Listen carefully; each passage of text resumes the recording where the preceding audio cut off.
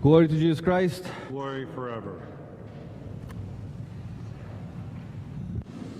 I recently read a book where there are stories about a certain man called Crazy John.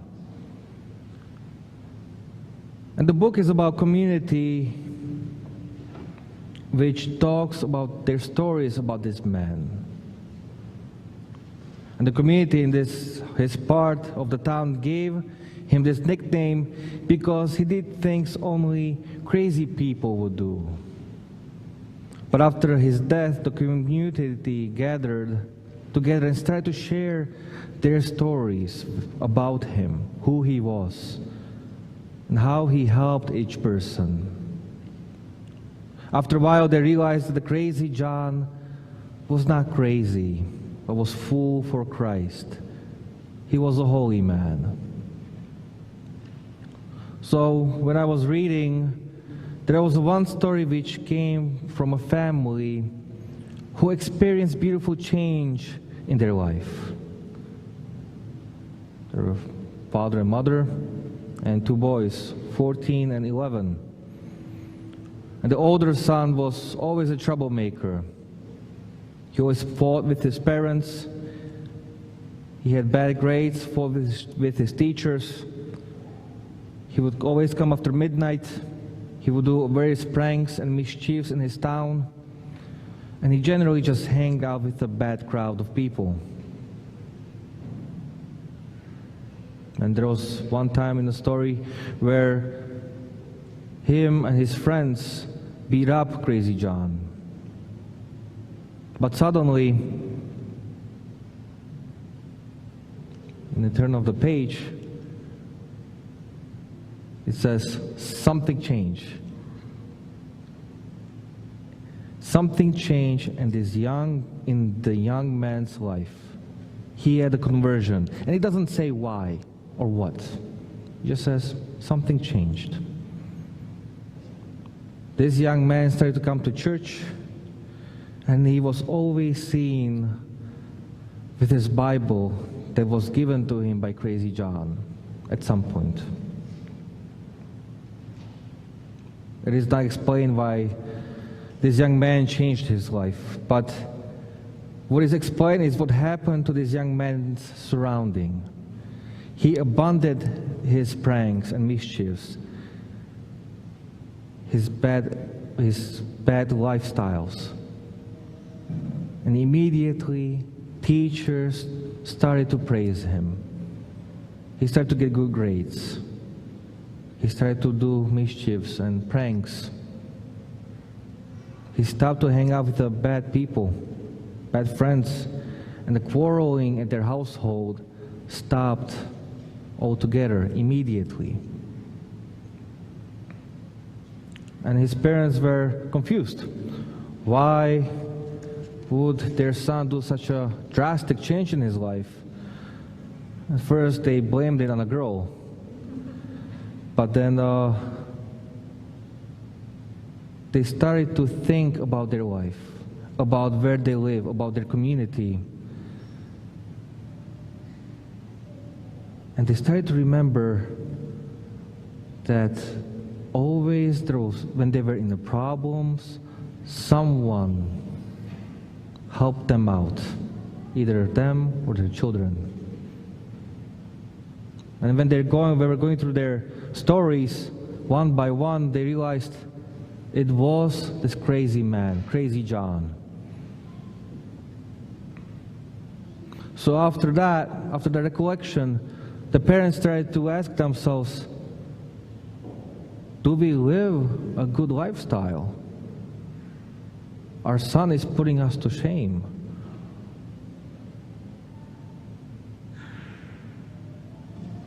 And more questions arise. How to change? How to become better? And then they remembered a small phrase that Crazy John gave them, just randomly. And he told them, find spiritual father, and go to confession, and your life will turn around. So when they remembered that, next Sunday, they went to church, they went to confession, and then they found a spiritual father who guided them in their spiritual life. That one thing, whatever it may be in their son's life, may change in their life. Whatever it may be, change their life. Since we are at the doorstep of our 4th fasting season, and it's the last season in our liturgical year, the Dormition Fast, I figured I might give you a challenge. No, don't become crazy. And I know that you already have one challenge, which is to come for every feast day that your church offers. But that challenge is until our last breath. But I want to give you a challenge which is only 15 days long and starts tomorrow, from August 1st to August 15th, where we prepare to celebrate the Feast of Dormition. I could tell you not to eat certain foods, but it's not just about that. These fasting seasons are not for us to get in shape or to give up something that we don't actually eat. These fasting seasons are for us to struggle, to take up the cross. And even tomorrow, I'm wearing a red vestments because tomorrow we are remembering procession of the Holy Cross. Reminder to struggle, to look towards Christ, not to give up, look upwards.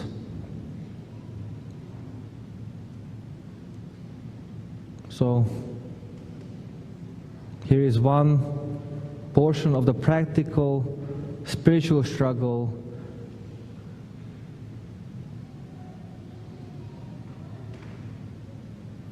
where we work on ourselves and try to fix ourselves.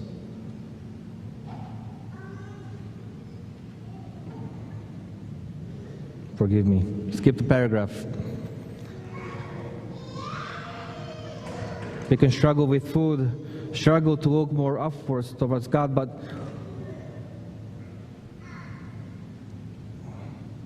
most importantly, to correct our ways so we can grow closer to God. So what is this challenge that I'm talking about for 15 days? The one thing that can change not just our life, but the life around us. The challenge is not to judge and not to gossip. Last week I preached about guarding our eyes, how we should protect them.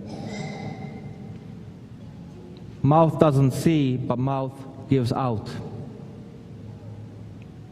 And this is the spiritual practice where we pay attention to what we say, especially about others. We keep the commandments, love your neighbor as yourself. That means don't gossip, don't judge. So for 15 days, I hope you take this challenge.